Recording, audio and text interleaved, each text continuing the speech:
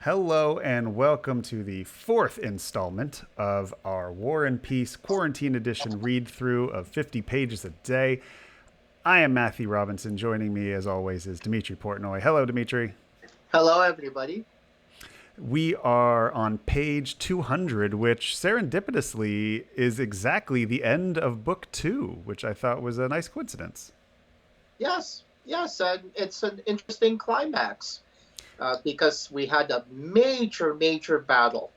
Yeah, we got some action. I mean, you get peace, and now you got war. So we've seen it all. We've seen it all. So let's talk about this 50 pages of the war. We were focusing on two characters exclusively here. We were focusing on Prince Andrey and Nikolai Rostov. And they both had very different experiences in the war. Which one would you like to talk about, Dimitri? You do one, I'll do the other. Sure, let me do Nikolai, you do Andrei. Sounds good. So, Nikolai had an interesting experience because he's ineffectual and he kind of loses his head and doesn't get to do anything. And he actually escapes of his life through pure luck by running into a wood where his comrades, his Russian comrades, just happen to be hiding out with a French soldier with a bayonet in pursuit. But to me, one of the interesting things about that episode is that I think for the first time I'm realizing that in addition to the story and the psychology of the characters, there's a symbolism going on in the novel. Because Nikolai gets wounded and he gets basically a dead arm, a useless arm that he's dragging around with him. That's completely mirroring the experience of Kirill, who is Pierre's father, with a dead arm that is useless and he's embarrassed about on Yeah. his deathbed. And I think Nikolai even describes his dead arm as symbolizing his own family at the end of the chapter, how he felt it was, this thing that was always with him and hurting him, but also something distant and phantom. That's right. And about Tolstoy talking about the boundary between life and death, um, it's at the thinnest in that moment. And that symbolism reflects that. It's almost like Nikolai is getting a taste of death. Hmm. One of the interesting things about that is I was reading it fairly quickly, but also fairly thoughtfully. Uh, I'm not sure what wound Nikolai has that caused his arm to be dead. He's certainly not bleeding in Yeah, any he says way. it's somebody else's blood, right? When he's asked later on. That's right. It's the blood of one of the soldiers who actually one of the aide-de-camps Yeah. to the general who bled out through a stomach wound. So maybe it's broken, but there's certainly a kind of sense that I got that it's psychological damage, that it's Yeah. almost a brand of his mental weakness or cowardice or whatever it is you choose to call it, because Kirill's dead arm is due to a stroke Right. to his brain. It's Hmm. entirely internal, and we don't know, and Nikolai doesn't know. So it's an interesting plot development and also very symbolic development in the novel. That's, I think, at least for me on the first reading, for the first time, is a signal that there's a meta level going on Right. beyond the story, beyond the characters, beyond the history, that there's a philosophical and mythical quality to it that I should also be paying attention to. Well, I think you're spot on in the sense that this is Nikolai's loss of innocence. This is his separation from childhood and his birth into adulthood. And when we meet Nikolai, we meet him in the world of children, right? We meet him with That's the right. 13-year-olds and he's, kissing cousin and he's running and playing and he is a child. And there has never been a better distinct moment of loss of innocence I think ever captured in any art form than the moment when Nikolai almost dies. What happens in that moment? Where does his mind go in the moment when Nikolai is faced with death? I don't remember. Why didn't you tell me? Well, I will read it to you because it's one of my favorite passages in the whole book. This is his thought. We dive into Nikolai's mind here, and he says, "Who are they? Why are they running? Can it be they're running to me? Can it be? And why? To kill me? Me, whom everybody loves so?" He remembered his mother's love for him, his family's, his friends, and the enemy's intention to kill him seemed impossible. I mean, there's no. Uh, It's so sweet, and I remember the first time I read that, I went, "That's exactly what I would think in my first moment's brush with death." this is my Me, first everyone time reading loves the me. novel. Yeah, yeah. This is my first time reading the novel. It's such a familiar passage. I think I've seen it copied almost word Yeah, for word in some other novel or even a comic book or a cartoon. It's like, me? Why are they killing me? Maybe yeah, a comic strip. yeah. They I can't. You can't. My mother loves me. Why would you kill me? Everyone I know loves me. My whole Yes. life I've What been do only these people loved. have against me? Yeah. Wow. What Yeah, murder it's a me? great I'm passage. loved. It's It's a such a great, great passage. beautiful moment, and it is his. This is the boy has died there, and we see him at the end of the chapter. He's sitting by a fire, just dead eyed, dead armed, and just narratively we then fade back into our world as his mind wanders to the world. It's such a cinematic moment of he's at the campfire, and you almost imagine like a Gaussian fade from the campfire back to his family's house in the country as we travel with his thoughts there to them, and it's such a fun little cinematic transfer there. That's right. Um, And Tolstoy is very willing to be funny during a moment of extreme danger and extreme seriousness. yeah, We're talking about incredible, historic, world changing events.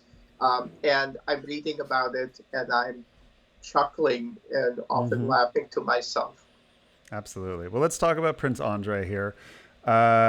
Andre had a very interesting, similar loss of innocence, but his was the loss of the innocence one has of what it means to be a hero in the war.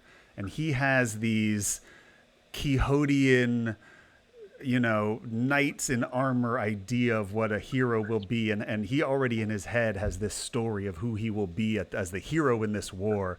And he's constantly met with disappointment as reality doesn't live up to this hero's journey he's expecting to have in the war, and this cliche, when he's sent off to the Austrian emperor to deliver these messages, and he's expected, to be greeted with trumpet sounding and a parade maybe, and and the guy barely looks at him, barely makes eye contact. He Because is they not. just lost Vienna and They they just don't lost, yeah. care. They Yeah, don't care.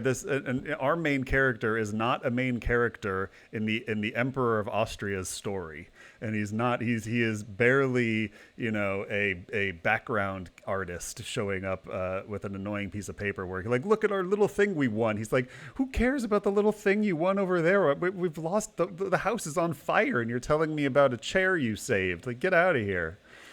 So that's his first brush with disappointment. what's interesting to me is that in the course of this section, two people try to save him from danger. Yeah. The Russian ambassador to the emperor, who tries Hmm. to save him from going back to Yeah. Kutuzov, and then Kutuzov, the general, tries to save him from volunteering to join what is by all rights a hopeless mission.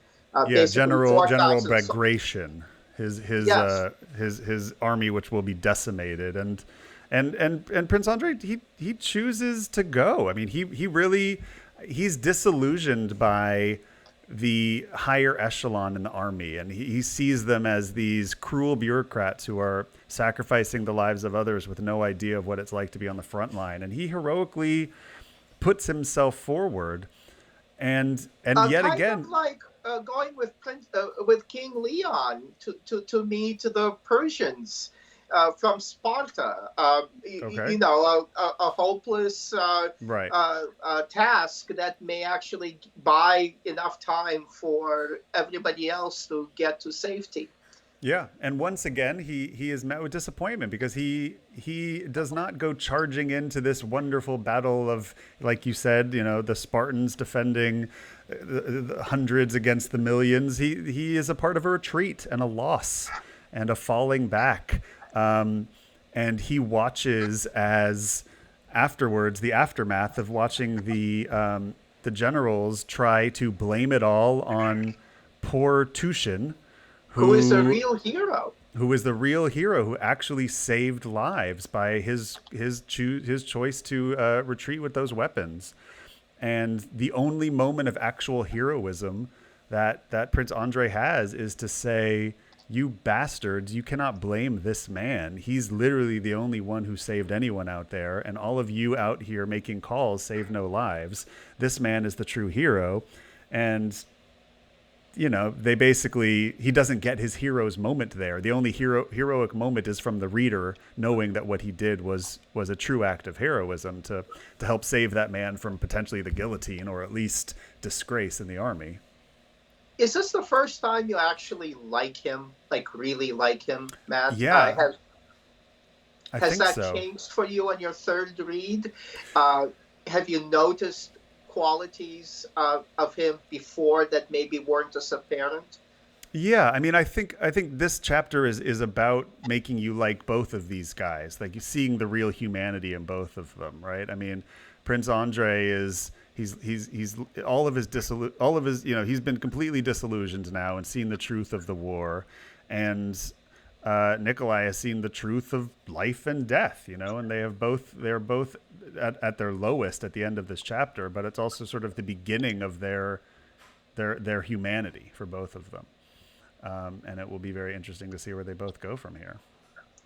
It's interesting for Tolstoy as a pacifist. I'm not sure if he's a pacifist when he's writing the book. He's certainly a total pacifist at the end of his life. Yeah, no, that How, was later on, I believe. yeah, but how he still acknowledges the character forming Yeah, aspect of warfare, 19th century warfare, maybe not 20th century warfare.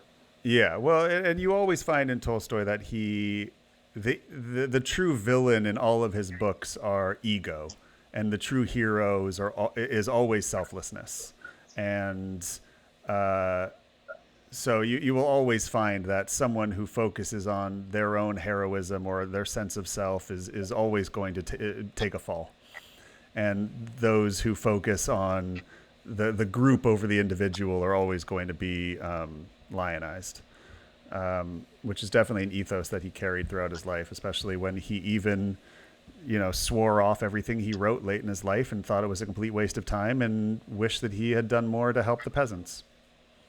And he did help the peasants, his former slaves, Yeah.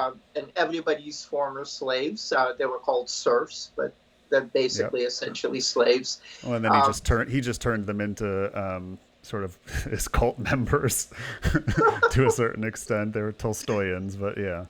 Probably the most benevolent cult Yeah, leader they got to sleep on his front lawn, which is actually a true story. ever.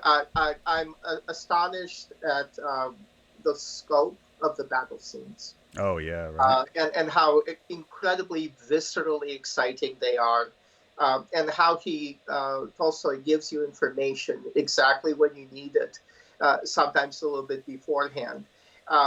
When Andrei first announces his intention to ride off to Kutuzov, you go, "Oh, okay, so he's riding off." And then Tolstoy spends a page or so describing to you exactly what the situation is with those 4,000 soldiers on the front. And then Yeah, suddenly Andre arrives, and you put the yeah, two and two together, I and you go, know. wait, he volunteered for that suicidal Yeah, mission? Oh, wow. I know. And it keeps surprising you that way.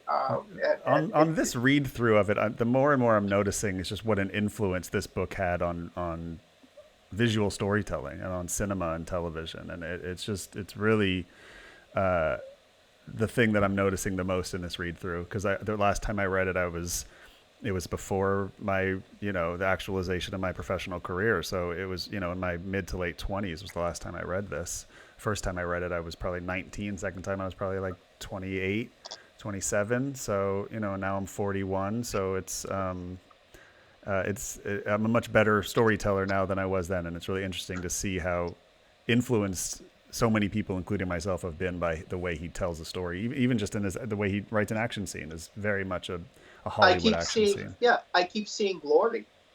I Sure. keep seeing absolute like scenes from Glory. Yeah. Even the whipping scene of the soldier. Yeah. A very brief shot, and there's no other thing to call it but a shot. That paragraph where he describes the whipping as Andre Yeah. drives past on his horse just reminds me of Denzel Washington. I Yeah. put Denzel Washington's character in place of that soldier. Sure. Um, Sure. and again, it would surprise me if Kubrick in Barry Lyndon and in Oh yeah. Oh, Spartacus absolutely. and Ed Zwick Sure. and John Ford and so many other great directors, Yeah. Peckinpah, were not in some ways influenced directly by this book. Yeah. And interestingly enough, I don't think the movies adaptations of this Mm-hmm. book really capture it. They're No, too it's much more of disrespectful. a sort of Gone with the Wind or Doctor Zhivago kind of, which are great movies, but they're more romanticized epics, and they skimp on the grittiness of the war Visceral. scenes. Yeah. Yeah. Yeah, and I that's the exact word I would use myself. It's too romanticized. The movies are very romanticized. They're Yeah. very pretty. This is real. This is immediate. Yep. All right, Dimitri. Well, we will continue tomorrow, diving back into the world of peace, maybe, and moving on to book 3. And I Checking look in on forward. Pierre That's right. I cannot and wait. his Get romantic back to our misadventures. sweet fat Pierre. Yes, he's also called Big Fat Pierre for the Big first fat time. Pierre. Big fat and very rich Pierre. Yes, All right, who would Dimitri. of course, who wouldn't go for that? Yeah. Tommy boy, let's go. Who wouldn't want a piece of Pierre? Exactly. All right, Dimitri. Have a great night, brother. We'll talk tomorrow. You too, man. Bye.